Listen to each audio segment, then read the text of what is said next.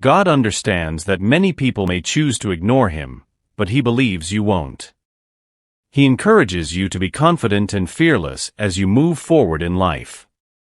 Keep your focus on Him, knowing that He will always guide you in the right direction. Trust in His promises and let His love, grace, and mercy be your source of strength and support.